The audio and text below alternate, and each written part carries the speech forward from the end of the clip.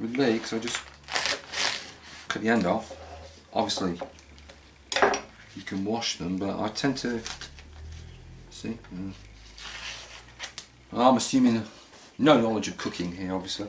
I like my onions to be quite big, so yeah. Anyway, by the time you've stewed this lot up, they do break down a bit. But if I was cooking an omelette or something like that, I'd keep them like this big.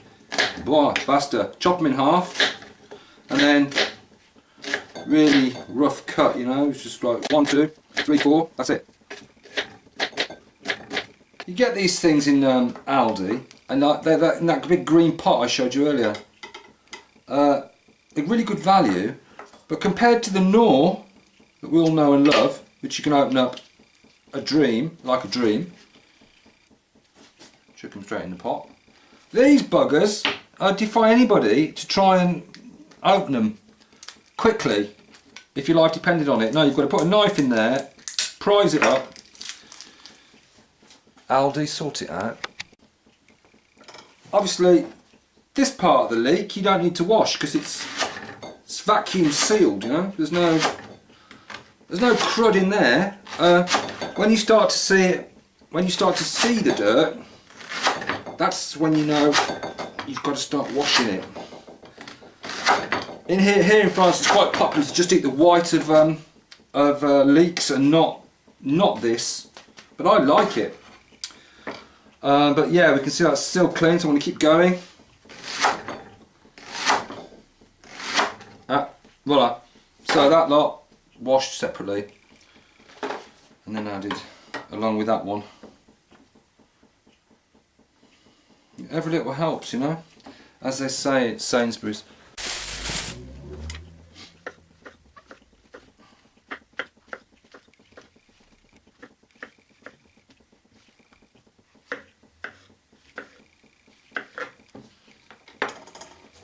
Well, that's half the mushrooms, I suppose.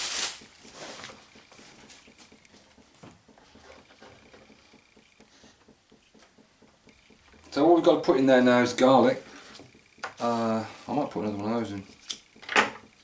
Push the boat out, as it's for YouTube. After the garlic, the potatoes. I hate peeling garlic when I've got wet hands. So yeah, good luck Nigella at the Old Bailey. God, what a world, eh? Cocaine, business trips. And that's just CNBC reporters. I mean, I'm not talking about Nigella. I'm just made me think of it, you know. The goddess of cooking and all things holy. Right.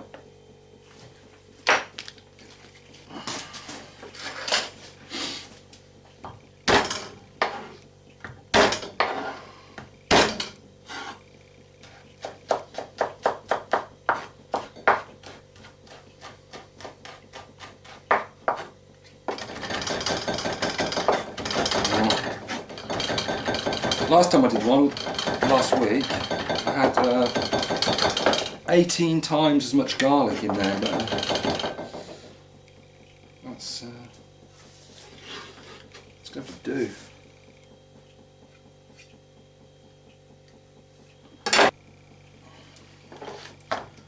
French people always peel potatoes, and they always peel cucumbers as well.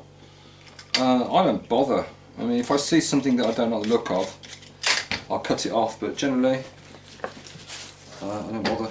And right, a bit quick note about the potatoes, size wise. Imagine a mouthful of hot potato. Well, that's kind of about the size you want it really, because any bigger and it's just you just get a mouthful of potato and nothing else. So use your discretion.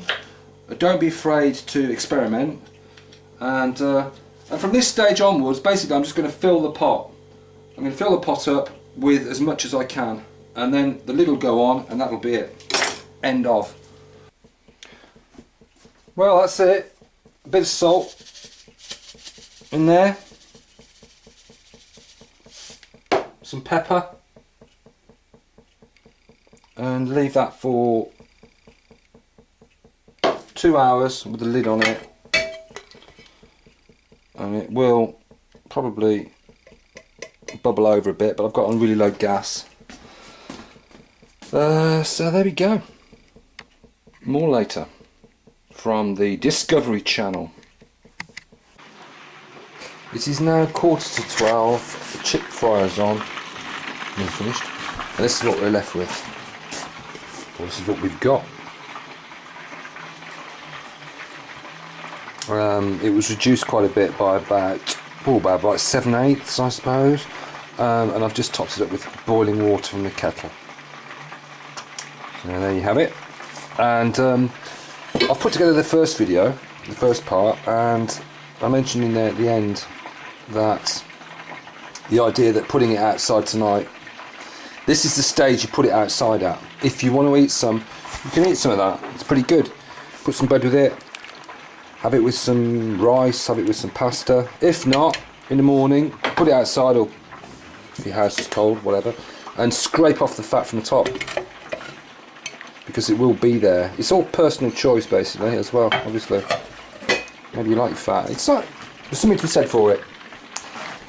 Anyway, the battle commences this week with the eat-a-thon. Yeah, see how it goes.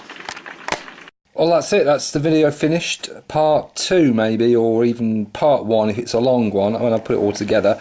In part 2 or part 3, I'll be eating my way through it and seeing how long it lasts me, and keeping you up to date and calorifically aware of if I'm suffering from anything. And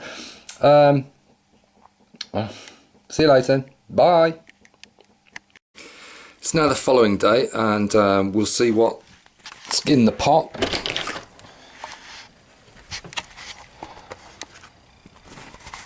I put this outside this morning actually. There's not a lot of fat in there. As you can see from the pan, quite a bit bubbled over, and actually I've cleaned up the oven, the hob. It did have quite a bit of grease in there. So really that's probably one of the least greasy, after me dissing my my mate at the butcher's, well, with what I've taken out of it already, it's one of the least fatty. I mean, that I'm not going to do anything with that. That will just be eaten. You can see a bit of the fat there, but I'll just heat that up. So what you do, take it out, take out a good pudding full like that, put it in a saucepan like this. That's meal 1. You know, you want 3 of those in there. Then you add your rice if you want. You can cook your rice, cook it to within 95% of its life, and then add it to the to your stew, and it'll take on a bit of the juice of the stew. It's now 24 hours later, and I'm about to eat this. I'm going out tonight, so I'm not going to have a lot. I'm going to have a good bowlful. That's what we've got left. I didn't drain a lot of fat off, as you may see if I include a bit from earlier that I've made, because I did such a lot of thorough preparation. There wasn't really a lot to drain. So tuck in, yeah.